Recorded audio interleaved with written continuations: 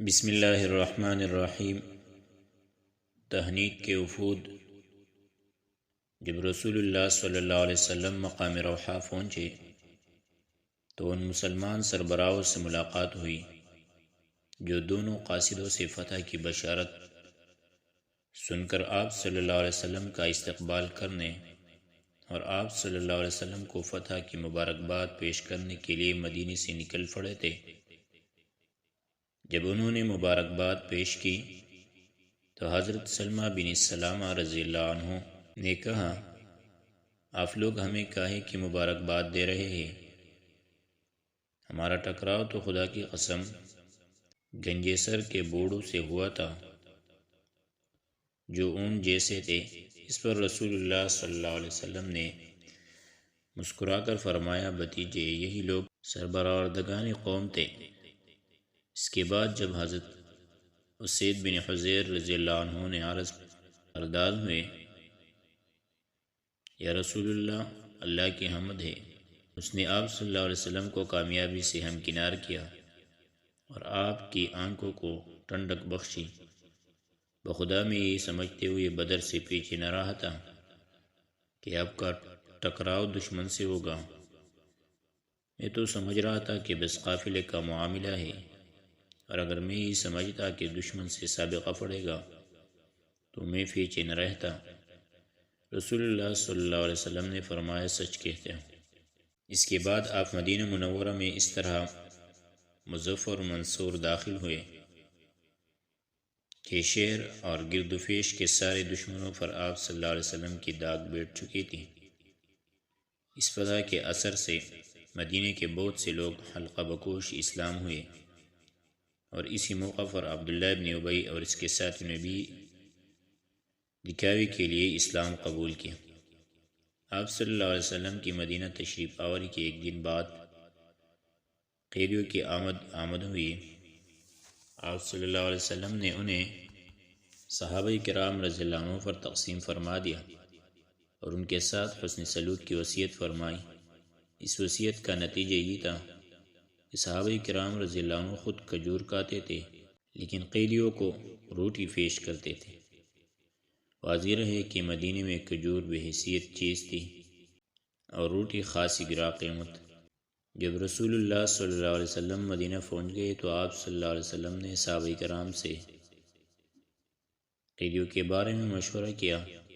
حضرت ابوبکر رضی اللہ عنہ نے کہا، یا رسول اللہ، یہ لوگ چچیر بھائی اور قوم قبیلے کے لوگ ہیں۔ میری رائے ہے کہ آپ ان سے فدیہ لے لیں۔ اس طرح جو کچھ ہم لیں گے وہ کفار کے خلاف ہماری قوت کا ذریعہ ہوگا، اور یہ بھی متوقع ہے کہ اللہ نے انہیں ہدایت دی دی اور وہ ہمارے بازو بن جائے۔ رسول اللہ صلی اللہ علیہ وسلم نے فرمایا، ابن خطاب تمہاری کیا رائے ہے؟ انہوں نے کہا، واللہ میری اور رائے نہیں ہے جو ابوبکر رضی اللہ عنہ کی ہے۔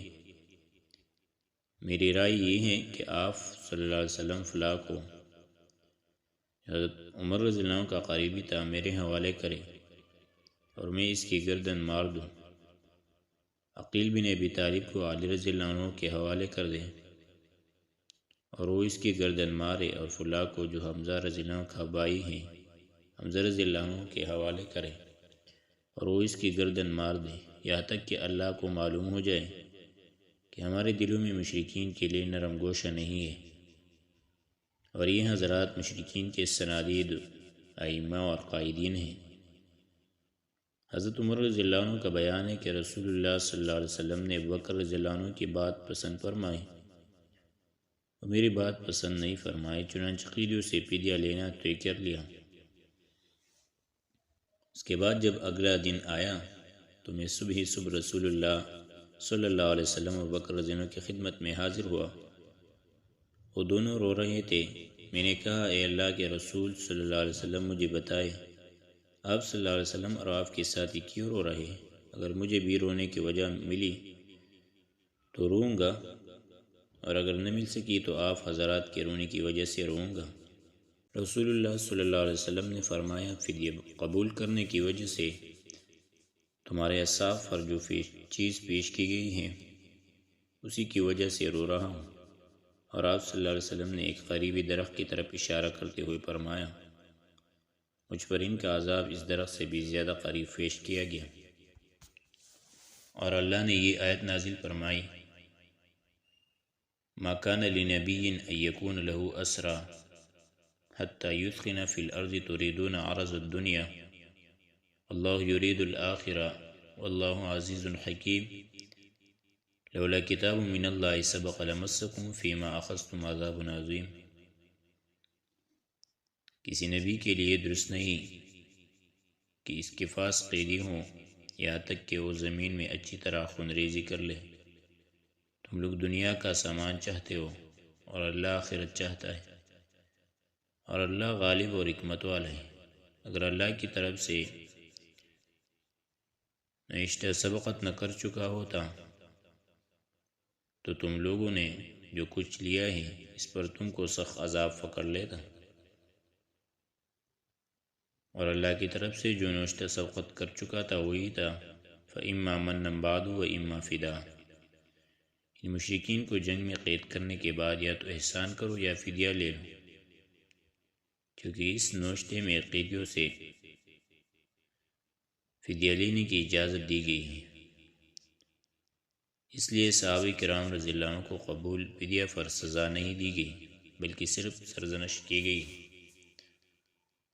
اور یہ بھی اس لیے کہ انہوں نے کفار کو اچھی طرح کچلنے سے پہلے قیدی بنا لیا تھا، اور اس لیے بھی کہ انہوں نے اسی مجرمین جنگ سے فدیہ لینا قبول کر لیا تھا جو صرف جنگی قیدی نہ تھے بلکہ جنگ کے ایسے اکابر مجرمین تھے جنہیں جدید قانون بھی مقدمہ چلائے بغیر نہیں چھوڑتا، اور جن کے متعلق مقدمہ کا فیصلہ عموماً سزائے موت یا عمر قید کی صورت میں نمودار ہوتا ہے۔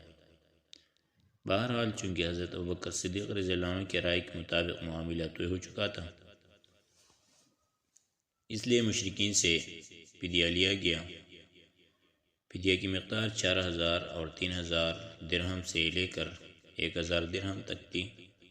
اہل مکہ لکھنا پڑھنا بھی جانتے تھے، جبکہ اہل مدینہ لکھنے پڑھنے سے واقف نہ تھے، اس لیے یہ بھی طے کیا گیا کہ جس کے پاس فدیہ نہ ہو وہ مدینے کے 10 بچوں کو لکھنا پڑھنا سکھا دے۔ جب یہ بچے اچھی طرح سیکھ جائے تو یہی اس کا فدیہ ہوگا۔ رسول اللہ صلی اللہ علیہ وسلم نے کئی قیدیوں پر احسان بھی فرمایا اور انہیں فدیہ لیے بغیر رہا کر دیا۔ اس فہرست میں مطلب بن حنطب، سیفی بن ابی رفاعہ اور ابو عزہ جمحی کے نام آتے ہیں۔ آپ صلی اللہ علیہ وسلم نے اپنے داماد ابو العاص کو بھی اس شرط پر بلا فدیہ چھوڑ دیا کہ وہ حضرت زینب رضی اللہ عنہ کی راہ نہ روکے گے۔ اس کی وجہ یہ ہوئی کہ حضرت زینب رضی اللہ عنہ نے ابو العاص کے فدیے میں کچھ مال بھیجا تھا، اس میں ایک ہار بھی تھا۔ یہ ہار در حقیقت حضرت خدیجہ رضی اللہ عنہ کا تھا، اور جب انہوں نے حضرت زینب رضی اللہ عنہ کو ابو العاص کے پاس رخصت کیا تو یہ ہار انہیں دے دیا تھا۔ رسول اللہ صلی اللہ علیہ وسلم نے اسے دیکھا تو آپ صلی اللہ علیہ وسلم پر بڑی رقت طاری ہو گئی، اور آپ صلی اللہ علیہ وسلم نے صحابہ کرام سے اجازت چاہی کہ ابو العاص کو چھوڑ لیں۔ صحابہ نے اسے بسر چشم قبول کر لیا، اور رسول اللہ صلی اللہ علیہ وسلم نے ابو العاص کو اس شرط پر چھوڑ دیا کہ وہ حضرت زینب رضی اللہ عنہ کی راہ چھوڑ دیں گے۔ چنانچہ حضرت ابو العاص نے ان کا راستہ چھوڑ دیا اور حضرت زینب رضی اللہ عنہ نے ہجرت فرمائی۔ رسول اللہ صلی اللہ علیہ وسلم نے حضرت زید بن حارثہ رضی اللہ عنہ اور ایک انصاری صحابی کو بھیج دیا کہ تم دونوں بطنیہ جج میں رہنا، جب زینب رضی اللہ عنہ تمہارے پاس سے گزرے تو ساتھ ہو لینا۔ یہ دونوں حضرات تشریف لے گئے اور حضرت زینب رضی اللہ عنہ کو ساتھ لے کر مدینہ واپس آئے۔ حضرت زینب رضی اللہ عنہ کی ہجرت کا واقعہ بڑا طویل اور المناک ہے۔ قیدیوں میں سہیل بن عمر بھی تھا جو بڑا زبان اور خطیب تھا۔ حضرت عمر رضی اللہ عنہ نے کہا، اے اللہ کے رسول صلی اللہ علیہ وسلم،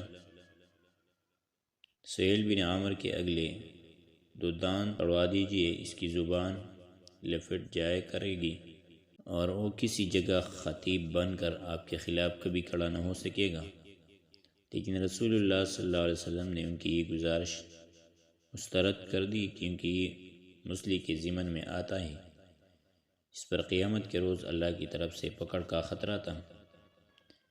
حضرت سعد بن نعمان رضی اللہ عنہ عمرہ کرنے کے لیے نکلے تو انہیں ابو سفیان نے قید کر لیا۔ ابو سفیان کا بیٹا عامر بھی جنگ بدر کے قیدیوں میں تھا، چنانچہ عامر کو ابو سفیان کے حوالے کر دیا گیا اور اس نے حضرت سعد رضی اللہ عنہ کو چھوڑ دیا۔ اسی غزوے کے متعلق قرآن کا تبصرہ سورہ انفال نازل ہوئی، جو در حقیقت اس غزوے پر ایک خدائی تبصرہ ہے، اگر یہ تعبیر صحیح ہو، اور یہ تبصرہ بادشاہوں اور کمانڈروں وغیرہ کے فاتحانہ تبصروں سے بالکل ہی جداگانہ ہے۔ اس تبصرے کی چند باتیں مختصراً یہ ہیں۔ اللہ تعالیٰ نے سب سے پہلے مسلمانوں کی نظر ان کوتاہیوں اور اخلاقی کمزوریوں کی طرف مبذول کرائی جو ان میں فی الجملہ باقی رہ گئی تھی، اور جن میں سے بعض کا اظہار اس موقع پر ہو گیا تھا۔ اس توجہ دہانی کا مقصود یہ تھا کہ مسلمان اپنے آپ کو ان کمزوریوں سے پاک صاف کر کے کامل ترین بن جائے۔ اس کے بعد اس فتح میں اللہ تعالیٰ کی جو تائید اور غیب مدد شامل تھی، اس کا ذکر فرمایا۔ اس کا مقصود یہ تھا کہ مسلمان اپنی شجاعت و بصارت کے فریب میں نہ آ جائے، اس کے نتیجے میں مزاج و طبائف اور غرور تکبر کا تسلط ہو جاتا ہے، بلکہ وہ اللہ تعالیٰ پر توکل کرے اور اللہ کے اور پیغمبر صلی اللہ علیہ وسلم کی اطاعت میں پیش رہیں۔ پھر ان بلند اغراض و مقاصد کا تذکرہ کیا گیا ہے جن کے لیے رسول اللہ صلی اللہ علیہ وسلم نے اس خوفناک اور خونریز معرکے میں قدم رکھا تھا، اور اسی ضمن میں ان اخلاق و اوصاف کی نشاندہی کی گئی ہے جو معرکوں میں فتح کا سبب بنتے ہیں۔ پھر مشرکین منافقین کو اور یہود اور جنگی قیدیوں کے مخاطب کر کے فصیح و بلیغ نصیحت فرمائی گئی ہے تاکہ وہ حق کے سامنے جھک جائے اور اس کے پابند بن جائے۔ اس کے بعد مسلمانوں کو مال غنیمت کے معاملے میں مخاطب کرتے ہوئے انہیں اس مسئلے کے تمام بنیادی قواعد و اصول سمجھائے اور بتائے گئے ہیں۔ پھر اس مرحلے پر اسلامی دعوت کو جنگ و صلح کے جن قوانین کی ضرورت تھی ان کی توضیح اور مشروعیت ہے تاکہ مسلمانوں کی جنگ اور اہل جاہلیت کی جنگ میں امتیاز قائم ہو جائے، اور اخلاق و کردار کے میدان میں مسلمانوں کو برتری حاصل رہے، اور دنیا اچھی طرح جان لے کہ اسلام محض ایک نظریہ نہیں ہے بلکہ وہ جن اصولوں اور ضابطوں کا داعی ہے، ان کے مطابق اپنے ماننے والوں کی عملی تربیت بھی کرتا ہے۔ پھر اسلامی حکومت کے قوانین کی کئی دفعات بیان کی گئی ہیں جن سے واضح ہوتا ہے کہ اسلامی حکومت کے دائرے میں بسنے والے مسلمانوں اور اس دائرے سے باہر رہنے والے مسلمانوں میں کیا فرق ہے۔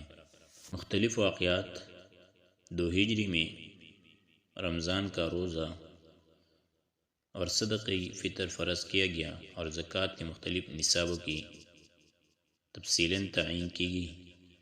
صدقہ فطر کی فرضیت اور زکوٰۃ کے نصاب کی تعین سے اس بوجھ و مشقت میں بڑی کمی آ گئی جس سے فقراء و مہاجرین کی ایک بڑی تعداد دوچار تھی، کیونکہ وہ طلب رزق کے لیے زمین میں دوڑ دھوپ کے امکانات سے محروم تھے۔ پھر نہایت نفیس موقع اور خوشگوار اتفاق یہ تھا کہ مسلمانوں نے اپنی زندگی میں پہلی عید جو منائی وہ شوال 2 ہجری کی عید تھی، جو جنگ بدر کے فتح مبین کے بعد پیش آئی۔ کتنی خوشگوار تھی یہ عید سعید، جس کی سعادت اللہ تعالیٰ نے مسلمانوں کی سر پر فتح و عزت کا تاج رکھنے کے بعد عطا فرمائی، اور کتنا ایمان افروز تھا اس نماز عید کا منظر جسے مسلمانوں نے اپنے گھروں سے نکل کر تکبیر و توحید اور تحمید و تسبیح کی آوازیں بلند کرتے ہوئے میدان میں جا کر ادا کیا تھا۔ اس وقت حالت یہ تھی کہ مسلمانوں کے دل اللہ کی دی ہوئی نعمتوں اور اس کی ہوئی تائید کے سبب اس کے رحمت و رضوان کے شوق سے لبریز اور اس کی طرف رغبت کے جذبات سے معمور تھے، اور ان کی پیشانیاں اس کے شکر و صفاس کی ادائیگی کے لیے جھکی ہوئی تھی۔ اللہ تعالیٰ نے اس نعمت کا ذکر اس آیت میں فرمائے ہیں، وَاذْكُرُوا إِذْ أَنْتُمْ قَلِيلٌ مُسْتَضْعَفُونَ فِي الْأَرْضِ تَخَافُونَ أَنْ يَتَخَطَّفَكُمُ النَّاسُ فَآوَاكُمْ وَأَيَّدَكُمْ بِنَصْرِهِ وَرَزَقَكُمْ مِنَ الطَّيِّبَاتِ لَعَلَّكُمْ تَشْكُرُونَ۔ اور یاد کرو جب تم توڑے تھے، زمین میں کمزور بنا کر رکھے گئے تھے، ڈرتے تھے کہ لوگ تمہیں اچک لیے جائیں گے، پس اس نے تمہیں ٹھکانہ مرحمت فرمایا اور اپنی مدد کے ذریعے تمہاری تائید کی اور تمہیں پاکیزہ چیزوں سے روزی دی تاکہ تم لوگ اس کا شکر ادا کرو۔ یہ تھی جنگی بدر کی تفصیل۔